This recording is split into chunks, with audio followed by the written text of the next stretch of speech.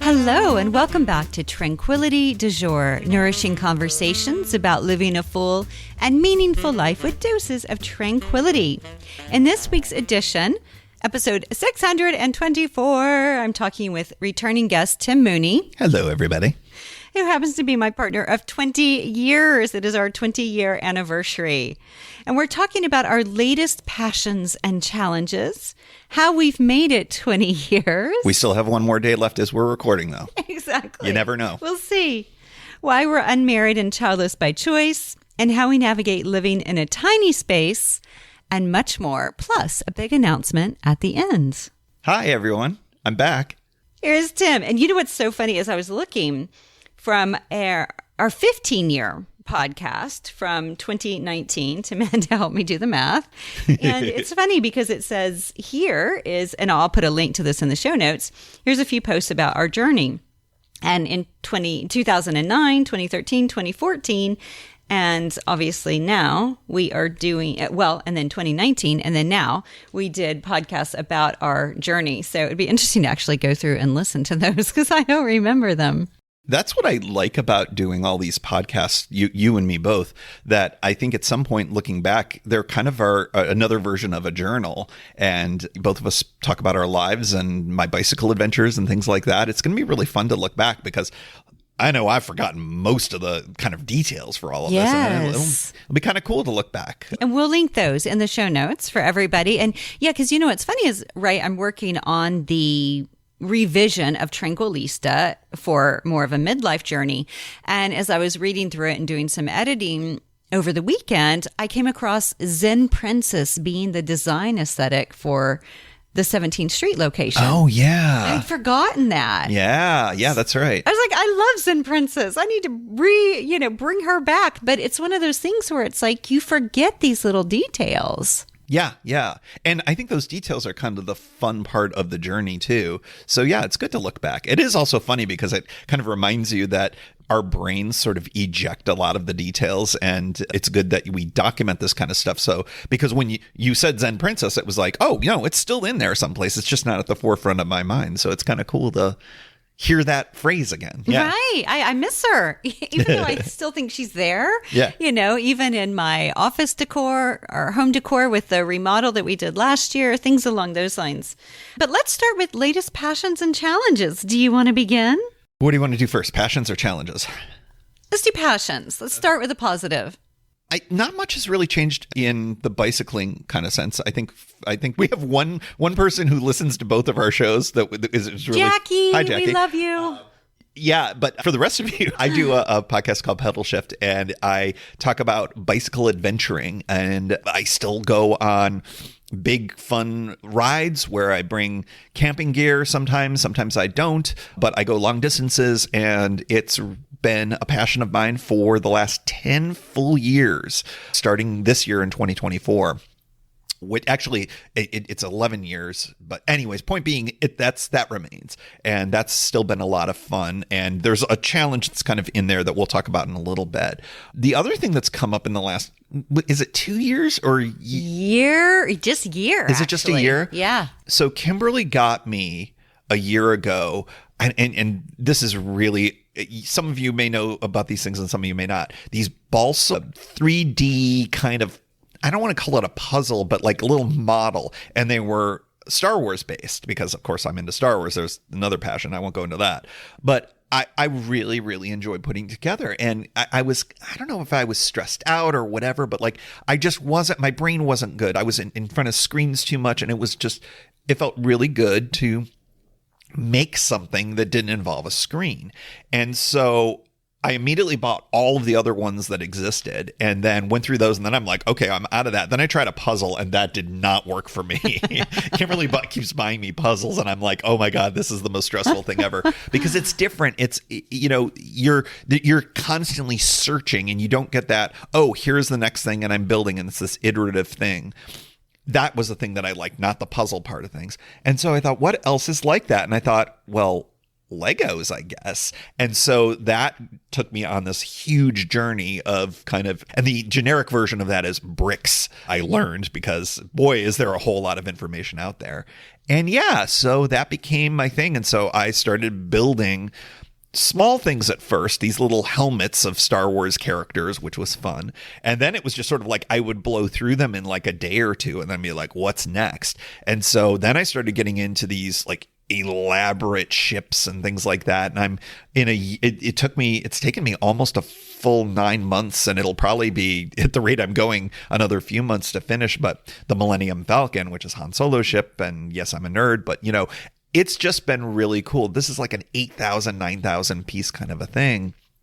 And so I literally rejiggered my office at the cabin so that I have more of a building space. And it's been really good for, I don't know, just a good stress relief. And I'll listen to music along with it. So it's just a good way to get out of in front of a screen. And because I sit in front of a computer all day and all that, it's just really nice to be able to do. So there is my 2 minutes on my latest additional passion, Legos / alt bricks. And it's so funny because I saw this little Star Wars book at, I think, a Barnes & Noble in Oklahoma City when I was there visiting for my father's 80th birthday last year. And I was like, oh, I'll get this for Tim. I had a little model. I was like, oh, it's kind of cute. And it's like I created a monster, but I love it. Yeah. But it really was. It's funny how you stumble upon things where I always, when I was like younger, I was like, oh, Legos, I don't get these instructions. My brain didn't really work really well that way. So I was like, I'm just not a Lego guy. And then this thing happened, and it turns out that I am, and it's been really good. And it's nice to kind of do things with your hands, that's fun, and I like it. And I'm running out of space in my offices, so we'll have to figure that out too. Right. So for me, I would say passion, really, especially since 2019 when we last recorded, at least about, relationship and whatnot, is ballet. So I guess I started back to ballet as an adult in 2018. And then, so 2019 was our 15-year anniversary, and then now. And so, yeah, I've been at it for a little over 6 years now. And it's a huge thing of mine. I do it nearly every day, and some days I do 2 classes, and I take weekly private lessons, and I do performances, which feels so good and fun.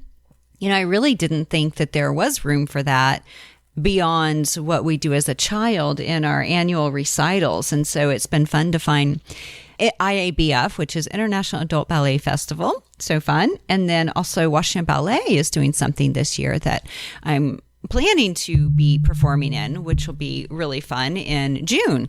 And so it's just nice to have opportunities for adult ballet, really into your late seniors, to be able to do this. There was a great article in the New York Times that came out a couple months ago that talked about, I think it was like senior swans. And it was just, how wonderful ballet is for aging bodies. So I love that. So that's, I would say, is kind of my biggest passion of the moment.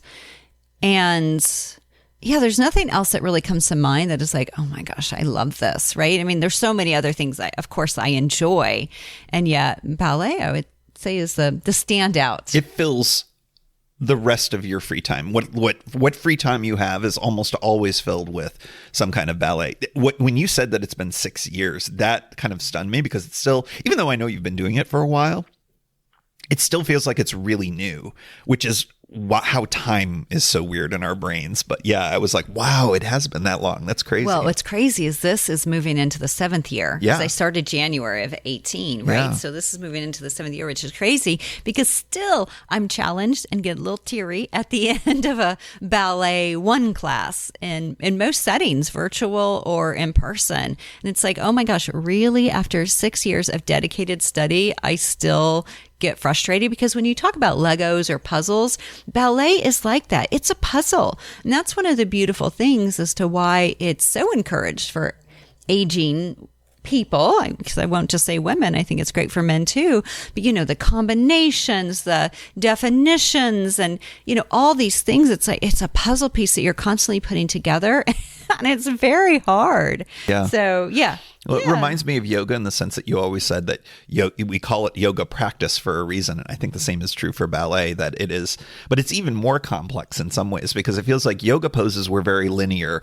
It was sort of like you do this thing and then you get out of it and you move to the next thing in a flow the way you practiced it. Ballet, it's like way more complex. And there's all these terminologies and I just sort of soak it in because I'm often in the same room when you practice. So it's wild to like hear myself say some of the words that I've heard. I'm like, where did I get that from? Oh, I've just been listening to this for the last apparently 6 years now. Right. Yeah. Yeah. And especially, because when the pandemic hit, obviously in 2020, before that, I'd been doing only in-person classes, right? As was the norm. But then since then, I've really only been doing virtual. I think I've taken 3 in-person ballet classes since the pandemic hit. And really, it's not because I don't love them, and I'm going to get back to them actually starting next month. But it's not because I don't love them. It's just like, okay, it's a 30-minute commute there, a 30-minute commute back. And I also get really frustrated in them. They're 90 minutes. They're very, very hard, even just a ballet one. And so it's nice kind of with a virtual, I don't know, it's not like the level of complication is any less, but it's a little easier for me to not get as flummoxed. The pandemic upped your practice level so much because you were doing 1, maybe 2 classes a week at most. And like you said, now you're doing it quite literally every day you dance. I mean, I think yesterday you actually took it off. You took a day off and, I think that's a good thing to do occasionally, but it's weird when you're not doing something around ballet, even if it's just kind of doing a little bit of a practice of your new choreography when you're working on a piece of choreography. But yeah, sometimes you'll do a live class. Sometimes you'll work with the person in New York who's helping you out. Have we introduced Sean Kelly? I should do a podcast with him. I'm stunned you haven't yet. I love Sean. Hopefully Sean, if I don't know if Sean listens, but if Sean listened, I would be like, Sean, you have to do this because you're amazing. Awesome. And bring Sassy Sean with you. Bring Sassy Sean. Yeah, he's so great. And I've worked with him privately since August 2020. And what's so funny is I remember Tim was like he was my favorite teacher that I found online again in New York at Ballet Academy East. And Tim was like, well, you should reach out and see if he does private. So I was like, really? Like I was obsessed with Sean.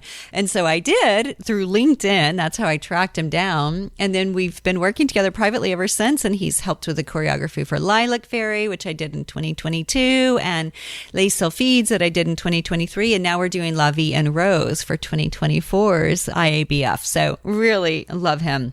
And he does teach for the coterie, which is really, really sweet. Right. So, oh, that's right. He does do the coterie. Yeah. They love him. The ladies love him, of course. And now he's a teacher at IABF too. Yes, he is. Since last year. So yeah. Just so great. Yeah. So challenges. Oh man. I know, right? And it's like I'm like, I don't want to spend a lot of time here because there's so many, but I'll just throw in a couple real quick. And that's like midlife. I wrote down here energy and brain fog. It's like my energy last year, I went through a big amount of simplification, right? I paused the clothing line. I paused virtual retreats. I paused pet loss support sessions. And then there's going to be a bit more pausing this year. And it's one of those things where you just realize energetically, I just don't have the capacity. And I could keep doing it all and pushing it, but I'm kind of like, why? Right? And not because I don't love all of them or feel passionate about them, but I really just had to trim. So energy and brain fog, I think, are the big things. And from a brain fog perspective, and I think many people can probably relate, but I was like, do I need to get tested for ADHD? I don't know about, I guess more ADD. But anyway, it's just like where you're doing one thing and then you go to a room and to get something, you forget why you went there, but then you see something else you need to do in there. And I will find unfolded piles of laundry that I started and stopped and started and stopped because then I got pulled into something else, or a dog started crying and wanted me. And it's just like, oh my gosh, it's like life is a constant spin. Yeah. Right. And so that's when my word of the year is focus/attention. I haven't landed on one or the other. I like them both and it's really the same thing. But, how to really stop trying to do so many things at once because you end up making yourself a little crazy. Your success has been based on your ability to multitask forever, for the 20 years that I've known you. And I think that as we age, I think our capacity to be able to multitask at the same level as we were when we were in our young 30s is very different, and you just have to kind of adapt to that. So, yeah. It's so different. Yeah, I've noticed the same thing, especially with multitasking. It's like there are times when I'm like, oh yeah, I was in the middle of that. Why did I do the other thing? It's like where you think your priorities go, it just flits and floats. It's crazy. Bizarre. And there was a great podcast that I'll put a link to, and I did put it in the year in review also, but to Ezra Klein's podcast that you told me about, which was so funny because I remember I was pondering, could this be my word of the year? And then I randomly come into the kitchen and you're like, hey, I'm listening to a podcast I think you might like, which is amazing because I've listened to maybe 10 podcasts in my entire life. And I was like, oh, okay. And you know what's crazy? I don't know if I've even told you this. I was listening to it on the train back from West Virginia to DC, and I had to stop it and start it over because I got distracted because I was doing something else. I think you did tell me I did tell you? Oh my gosh. I'm like, really? This is embarrassing. And I honestly don't know that I fully stayed present for the whole time I listened to it the second time. But it was so good. And then I was going to buy the book. And then I'm like, oh, do I need the book? I have so many books. So it's in my cart, but I have not purchased it yet. Yeah, that was a good one. You're going to link that in the show notes, maybe? I will link it in the show notes. Yeah, it's definitely a thing. And I think it's something that I deal with as well. But I feel like I maybe have been dealing with it for a little bit longer. I don't know why. My ability to kind of compartmentalize has always been, I think, one of my strengths. And I think that it's been harder to do that, perhaps because of some of the other challenges that have been popping up. Because sometimes you get some big ticket challenges and they really end up dominating. And that's certainly been the case for the last year or so, for me at least. Is that a good transition into mine, or are you done with yours? Yeah, well, I was going to transition, but then I realized too, co-parenting senior pets, which I think we can both talk about. Yeah. And, the only thing I'll say there is, oh my gosh, it's so much work. And I recently read a Washington Post article about a man in Colorado, Denver. I think I sent you a link to his Instagram, and I'll put that in the show notes also, you guys. This man, I think he has, I can't remember, was it 16, 26, a bunch of senior pets. One is even a pig and one is a chicken. Yeah. But the rest, I think, are all dogs. I don't know if he has a cat. But anyway, I'm like, it is one man that does it. And we are two people that struggle with like two dogs that are constantly going to the vet, constantly on medications. I mean, the variety of pills, and, cannot ever be left alone. So our lives are quite limited. It's like caring for an infant, at least from what I understand. And, the waking up in the middle of the night and things along those lines. I would say is a challenge. And also, in a weird, in another way, it's a blessing. Like, we love these little guys so much, even when we're wrapping them in diapers or, getting them out at 3 a.m. in snow. It's hard, I won't lie, but it also is like love these little guys. Yeah, we wouldn't have it any other way. But, the last year has been much more challenging. And I think the difference between that guy, it feels like that guy, that's what he does. And we've got a whole bunch of competing things that are going along with it. I think he gets a lot of joy, and that he gets it's his hobby, it's his everything, So throwing himself into it is different than us, where we've got challenging jobs, we've got a variety of other things going on, and a dog with dementia is no joke, and also with some chronic health issues that he deals with, and it can really, it's challenging. We'll just put it that way. So that also, because someone always has to be with him, that means you and I don't get to go out together to things very often at all. I think I can count on one hand, and we have to get a sitter, and the sitter has to understand the very specific issues with two dogs together as a unit and separately and apart. And it's definitely a thing. And it's funny because I can sense, at least with some of my family members, that they sort of like, wow, how does he handle that? Or why does he handle that? Of course, what else would I do? So yeah, it's challenging because it also is an opportunity. It creates situations where we can't do things that we want to do separately or apart. And I think the together thing is really rough because, boy, it would be really nice to go out to celebrate our anniversary and go out on the town or something like that. But because of the date that it falls on and the dogs and other things that are going on, no, our celebration basically was we got to sit in front of a fire this weekend, which was great. And we enjoyed that. But like their opportunity costs definitely happen. I can't go on all of the wonderful bike rides that I would love to do because it's just too hard to be able to do that as frequently or as long maybe. And so, yeah, there's definitely some challenges with all of that, but it's all worth it. Yeah, it's so funny. I got a text from a friend recently who was like, oh, me and my partner would love to have you over for dinner and I'll send some dates soon. We're already thinking about the menu. And I was like, I was thinking, that is so lovely, but we can't, you know? Yeah. But I mean, we could get a sitter, but and we would because she's lovely and we would love to spend time with her. But it's one of those things where it's just like, you know, immediately we're like, oh, but we can't. I mean, yeah, we can definitely shoot for sitters. And we were able to get one to go to a Pink Martini concert on Halloween, which was amazing.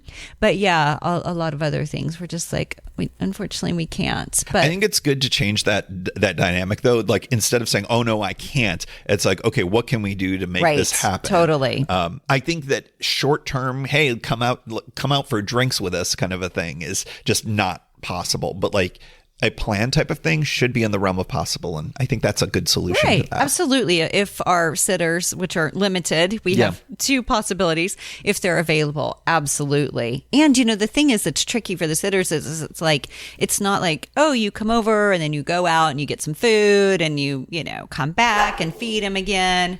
There's Mookie who gets upset looking at my cat, Jackson. Anyway. And so, you know, they have to literally like sit next to him the whole time or he gets upset. So yeah, it's a little tricky, but you're right. We can do it. And we have to keep in mind, and we should mention, going to dog-friendly places where there's quite a few. And I just last weekend found a brewery called Lost Generation Brewery. Best name ever. There's a Gertrude Stein quote on the wall in there. And they're dog-friendly inside, and they have live jazz on Saturday night. I'm like, I can't imagine anything better. Yeah. It's pretty fantastic. And there are places in Shepherdstown nearby here that are dog friendly. And we had a nice little anniversary brunch at a cafe that we really like. What's the name of that one again? Blue Moon Cafe. Blue Moon Cafe in Shepherdstown, West Virginia. It's very nice. But also don't forget the good tacos at Maria's Taqueria, which is also great. And right. What else? The popcorn plate. Mountaineer Popcorn lets them in. And yeah, we love Shepherdstown. It's Shepherdstown. It literally is an oasis for us. And if you have dogs and you're in the region, Shepherdstown's really cool. And you should go check it out. Yes. Again, all of these challenges, they have solutions. It's just they're challenges for a reason.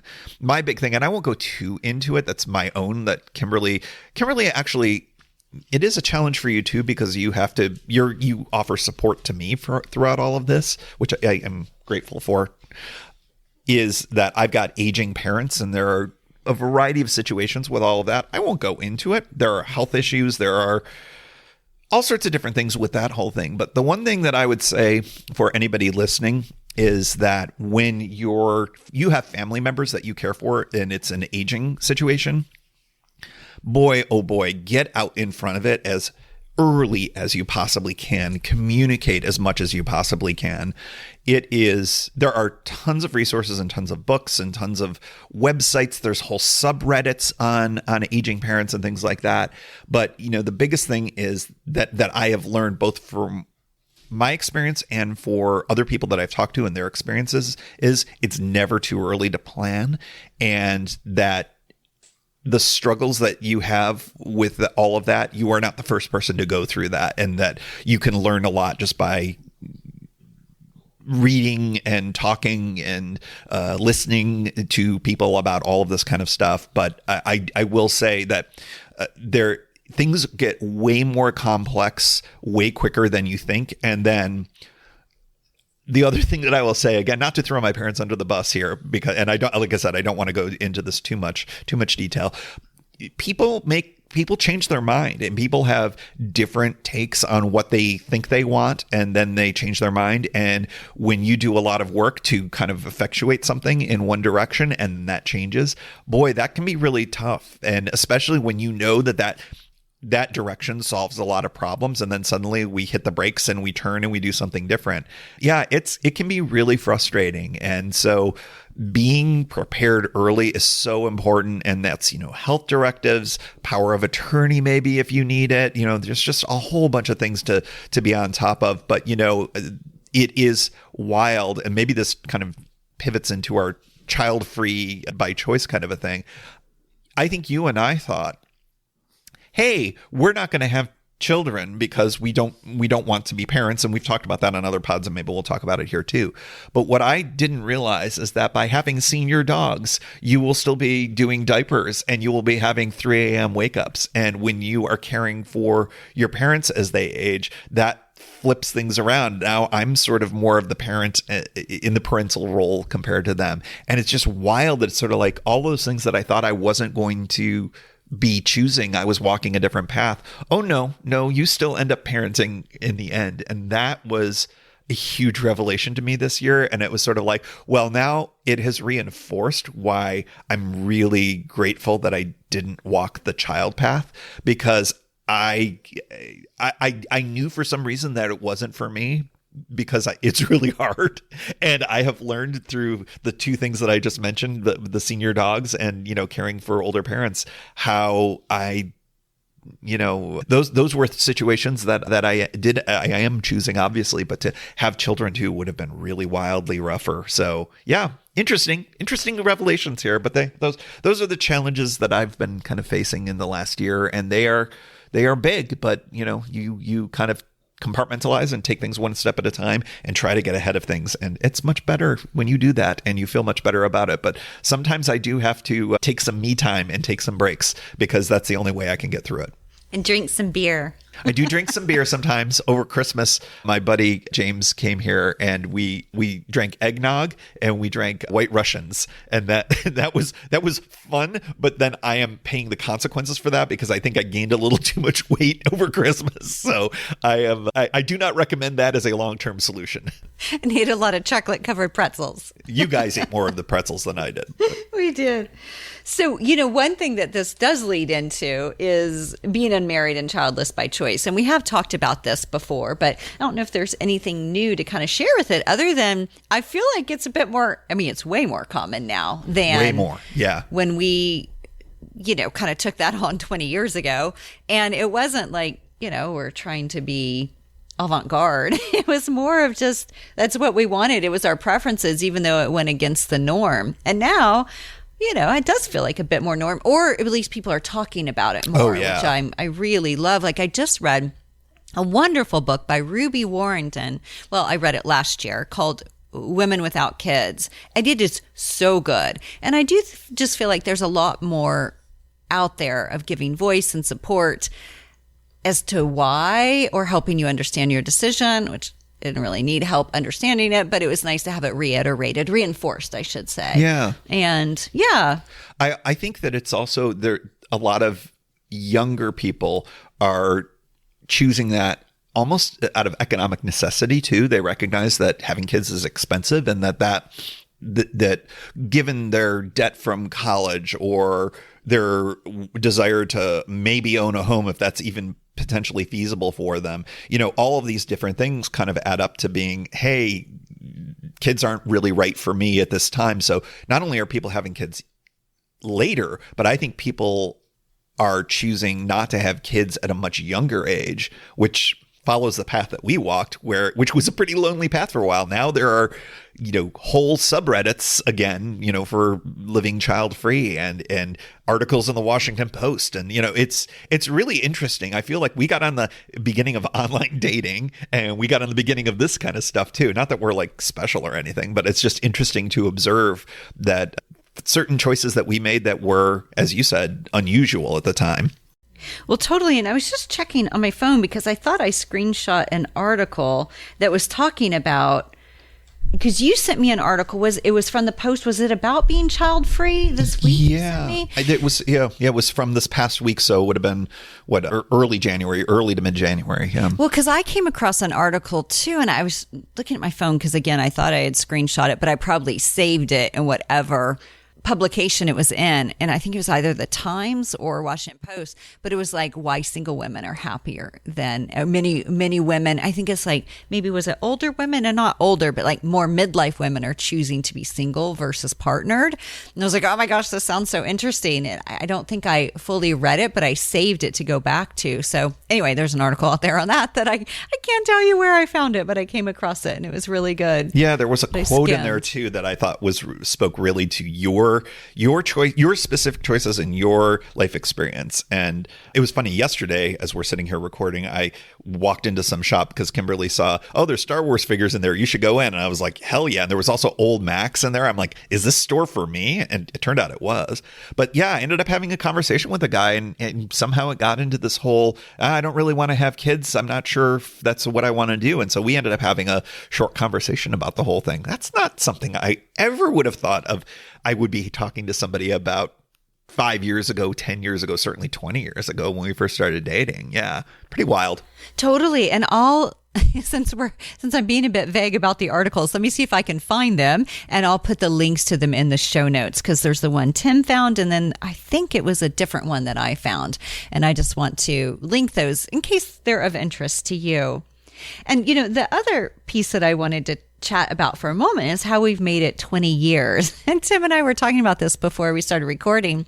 And I said, oh, well, I think having a sense of humor has always been really helpful. That's one thing that I've always loved about Tim. And he just always makes me laugh via text message. Our text messages are quite funny.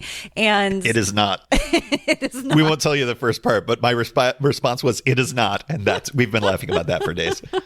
Yeah, he's very witty. And I so appreciate it. I get a lot of joy out of that. And then the other thing that he said, again, being funny, is he said, well, at least one of us compromises. Yeah. You need, in a successful relationship, you need at least one person to compromise. I'm not going to tell you which person that is. I think we've mentioned this, but it happened. Gosh, It's me. It was pre-pandemic. It must have been 2019. Well, no, it must have been actually early 2020. Because I remember telling my parents about it when I went to go visit them right before the pandemic hit. And I don't know what we were upset about, but I remember you were like, well, we should all apologize, right? And I was like, as I left, I said, I'm sorry you were mean to me. Which has now become her mantra. And I shut the door. I didn't slam it. I shut it gently, but I was like, oh my gosh. I'm like, am I 5 years old? That was about as close as I get sometimes. But, hey. We take what we can get. We take what we can get, I suppose. He is a good compromiser. In most instances, that's called capitulation. But, we do what we can. We work on it. We're all a work in progress. We work on it, yes. The other thing I have is how we live in a tiny space. So one big thing, right? And we don't. That's one of the things that we do to choose. Well, yeah, because during the pandemic, we started coming out to the cabin a lot more, obviously. And when I say the cabin, he has a place in West Virginia that he bought in 2009. And I know some of you have been here because you've been on retreats we used to lead here. Gosh, we must have done those. We did 10 years, maybe. Did we figure we did 15 of them? Something like that? Well, we would do 2 to 3 a year. And then, the teachers came out here a bit. And then one teacher did a retreat out here, or maybe 2 retreats out here. That's right. Yep. So I don't know, maybe 20 to 30 retreats. It's been, It was a lot. But anyway, so that's what we're talking about when we say West Virginia. And but living in a tiny space, I think the big thing is in 2022, I did a renovation, right, of kitchen and bathroom. And our place, just to give a heads up, in DC is 600 square feet. So it's quite tiny. I've owned it almost 20 years and absolutely love it. Has a lot of really great lights, and it's just very sweet. It's charming, but it's also, it's tight. And at one point we had 4 pets in there and us. So it was a lot. But anyway, after the renovation, I do think it opened up some space. We gained like a whole inch in the kitchen, which was profound. It's wild how much of a difference it makes by choosing smaller appliances, smaller than standard appliances.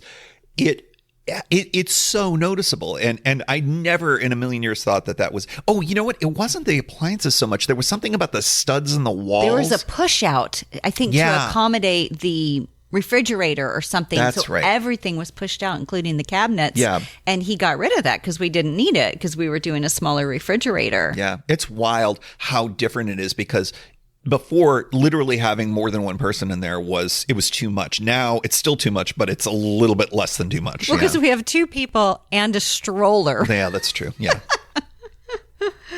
Yeah, other than that, it's super easy. Yeah. But yeah, what would you, I mean, one of the things too that we did that I think was really helpful, and it's a small thing, but you found a desk that you can kind of push back up. What do you even call that? Kind of like it's like a Murphy bed, but it's a desk. Yeah. Is probably the best way to describe it. And yeah, as a part of that renovation, we put that in. And at first I thought, I'm going to be working here every day. And it's because it's in the bedroom, there isn't as much light and whatnot, but we were still in the position where both of us were working from home at the same time sometimes. And sometimes I have to do presentations or meetings or trainings or something like that where I have to be actively speaking, and Kimberly's got something else going on with clients, and we need to be in separate spaces for sure during that. And when there's times when Kimberly's got clients, obviously I am not in the same room. So, and I've got, noise canceling headphones just to add extra layers to that. But it has created a workspace where it is convertible so that it can just be pushed back up. And it is just so nice to have that kind of a thing. And those are the types of things that you don't think about in spaces that are traditional, shall we say, like a traditional sized apartment. But you can learn a lot from tiny home living and RV living about how you can create convertible things, convertible storage and convertible furniture and all of that stuff. It really makes a big difference. It's interesting. There's some of that I feel like I could apply here. We're recording at the cabin in West Virginia right now, where we do have more space. We have, twice as much space, maybe a little bit more than twice as much space. No, I think we have about 350 square feet more. Is that it? Yeah, because you have 1,000 square feet here, I think right? I have 1,200. Oh, well, then it is twice. Yeah, I think it's twice as much. So, but it's also used differently. It's, basically everything is a little bit bigger. And I have 2 bedrooms, really 3, right, when all is said and done. So, yeah, it's got to be much more than that. 1,200, yeah, then it's twice. But yeah, to utilize, what do I do here? I use a lot of like cabinetry and a lot of shelving. I completely redid.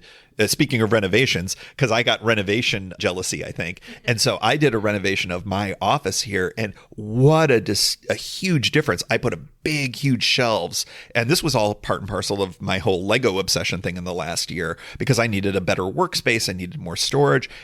And so I built bookshelves and everything like that. And I've had multiple people come in there who have seen it before, and they're like, it's like it's twice as big.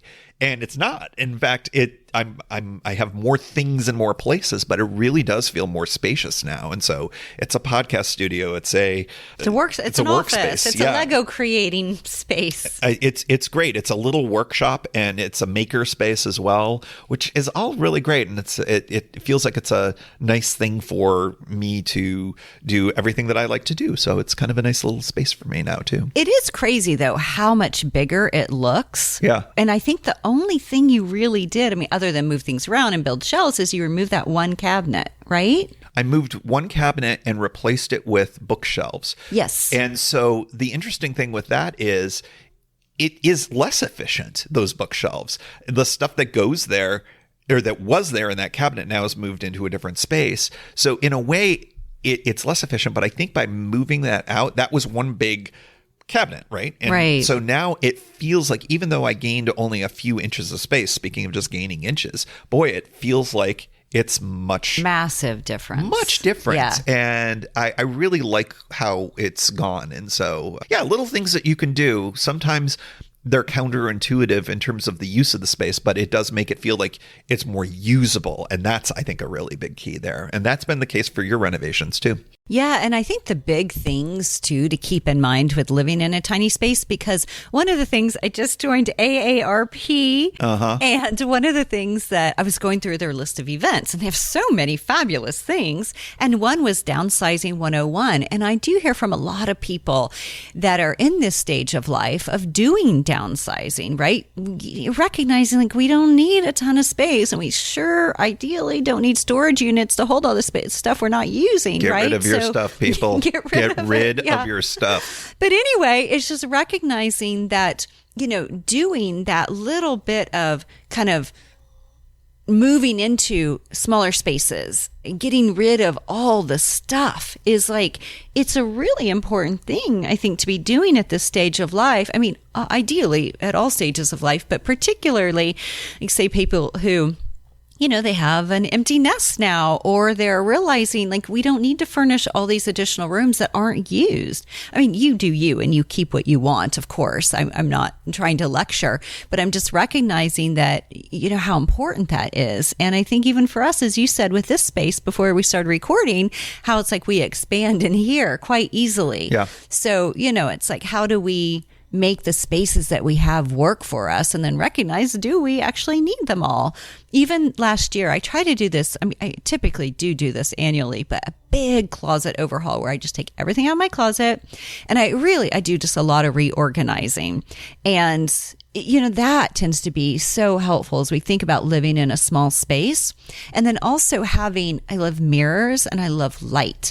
And in my little condo, there's 3 sliding glass doors that is the back area. And that's so nice because it looks out onto a patio garden that sadly is filled with rats right now. They're very cute. A giant rat nest, but right. Yeah, whatever. Other than that, that aside, yeah, it's just somehow this year it became totally infested, which I'm why? And somebody who came to help put in this mesh in the fence said, oh, well, yeah, you really don't want to have plants back there because they like to eat them. I'm what am I supposed to do? Just have a bunch of gravel in my back patio? Yep, just a bunch of concrete. Totally. I'm that sounds metal horrible. Chairs. And meanwhile, I've had plants there for 20 years. How did they just this year decide, I think I'm going to eat all your plants? Because they probably finished all the other ones in the neighborhood and they came to us. But yeah, so light and mirrors, I just find to be a really helpful thing with small spaces also. So I just kind of wanted to mention that. But the last thing I would say, or anything else you want to share before we do our announcement? No, I think that, the beat goes on. Find ways to make your space more usable. That's the big thing. Because just my other thing, my next project back at the condo is I have a useless part of my closet. And I think I have a solution, which is to put things on wheels, which was a solution we had in another part of our space. And that worked really well. And I'm really hopeful that I can get a little more organized in DC. And just, it's a constant iterative process too. Yeah, there's a part of his closet that is it's recessed. Yeah, it's recessed. Would you say 2 feet, 3 feet? It's at least 2 feet. Yeah. Yeah. And so it's it's great if you just want to store things, but to have accessibility, it's not great. Yeah. So that's what he's talking about there. But yeah, I think for the big announcement that I want to share, which is episode 624, obviously, I've already mentioned that, but is that this is the end of season 1. Season 1, 624 episodes. Yes, is coming to an end. Well, it is at an end, meaning that the season is over.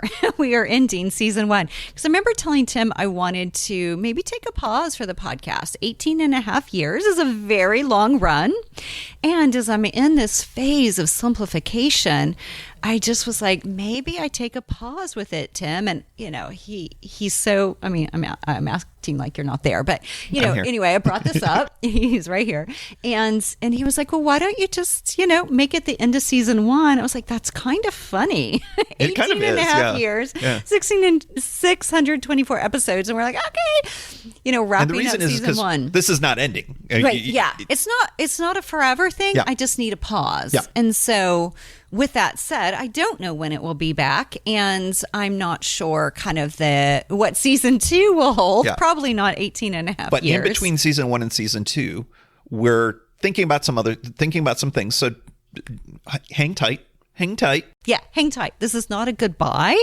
This is just, I'm taking a lot of pauses in my life right now because Mama needs a moment. Mama's tired, right? And I do think that 18 and a half years is pretty solid. But again, it's not no more podcast, but I'm going to be taking a break for a bit. I have an idea for people if they want to hear new podcasts from you, right? Yeah. Get a random number generator. Yeah. Pick a number between 1 and 624 and go find that episode and then listen to that. No, that's fun. Yeah. Especially if you joined the podcast maybe, I don't know, a few years ago. There are much older episodes, and I'm just going to tell you, they're probably pretty funny to listen to, the really old ones. So yeah, go back and listen to those, especially the hip tranquil chick ones. Oh my gosh. Well, you know what's funny, Tim, is as I was even working on the book revision of Tranquilista, I was like, oh my gosh, just the way I presented the material and everything. I was like, oh my gosh, this is so not how I would talk now. And it was 2010, right? So, I mean, it's 14 years ago when this came out, but it's just like, oh my goodness, the ways in which we continue to evolve. So yes, go and listen to those old podcasts because I bet they're pretty funny. But when you listen to a podcast from 2010, recognize that it was from 2010, not right, 2024. Exactly. Yeah. So the podcast was from 2005 until 24. Yeah. And again, not to say this is going away forever, but I don't know when I will be back in your ears with a podcast. So, but just stay tuned, stay subscribed, and you will be the first to know when things do release. Anything else, Mr. Mooney? It has been my pleasure to produce 624 plus however many other episodes there are of this. Well, no, I mean, I wasn't fishing for a compliment, but it's been a long time. And so, but I love that there's intentionality, that this is not the end and that there's more to come. And there is such a back catalog of stuff that I really encourage folks to keep listening, because there are interviews with authors. There's ideas that may have come out in 2006, but they're still as relevant in 2024, just maybe not every single thing. But yeah, it's what a run, and I look forward to whatever season 2 has to offer. Absolutely. Yes. Thank you. And thank you for, I should have mentioned that. Thank you for all your hard work for how many years? Well, 18 and a half, but still all the producing, the editing, the, getting it up on Libsyn. Like, it's so much work, you guys, the amount of work that goes into these podcasts. So I just have to say big thank you, because you're the one who nudged me to do it and has actually supported all along. So thank you. All right, listeners. Well, that's the announcements. And of course, don't hesitate to reach out. You can find me hello@KimberlyWilson.com and Tim at pedalshift.net. Go to pedalshift. Yeah, pedalshift.net. Or if you want to hear one of us on a continuing podcast between season 1 and season 2, come to pedalshift. I talk a lot about bikes, so if that's your thing, that's the right place for you then. Yep, I'll have links to all of this in the show notes. And again, as Tim said, I love that. That's a really great idea to just head on over into the blog or onto the blog, and then in the search engine just type 240. Yeah, see what comes up. Could be cool. Could be cool. Awesome. Well, thank you guys so much for listening, for tuning in all these years. And some of you, maybe new listeners, a big thank you. And stay tuned for what's next. Stay tuned for season 2. And I wish you a beautiful, delightful week ahead, and happy anniversary. Happy anniversary.